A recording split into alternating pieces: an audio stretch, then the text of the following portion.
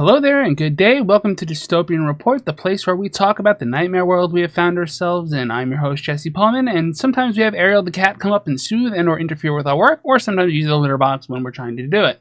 Today we are talking about the Trump administration's grant cuts. This is the third episode of the OMB memo saga. We're talking about the Trump administration being ordered not to cut things by the courts. We're talking about the Trump administration's attempts to dodge those injunctions. And we're talking about us staying out of the way of its failure to do so. Today is January 29th. It is 2025. It is 6:30 p.m. Eastern. And so, yesterday we introduced a concept that my wife came up with called financial waterboarding. Well, that process continues as the Trump administration is attempting to evade injunctions against its behavior. This information came to me from Steve Dougherty. I hope I said that right. I probably stumbled over it. Of Democracy Shield. Link in the description. I'm going to click this document, and we're going to talk about, hopefully, if it works, what it says. So, this you remember from yesterday, right? This is the federal judge temporarily blocking the funding freeze. Yes, Cat, I hear you clawing at things. So, the judge temporarily blocked the administration. Cool.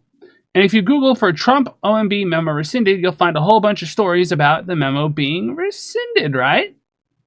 Trump administration, the White House rescinds memo on freezing grants and loans. So that means this thing was put out, taken back. Cool, right? Except I have to shrink this real quick. This is the press secretary, Carolyn Leavitt. She said at 1:40 p.m. So that's today.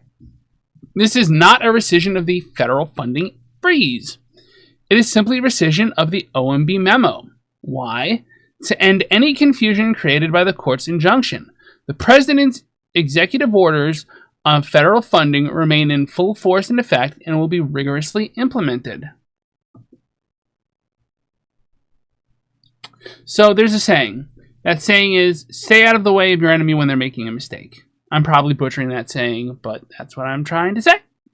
So the bottom line is, she just made a mistake. She gave away the game. See, I like to use the analogy of, and maybe if you're a Star Trek fan, you'll get this. If not, just roll with me here.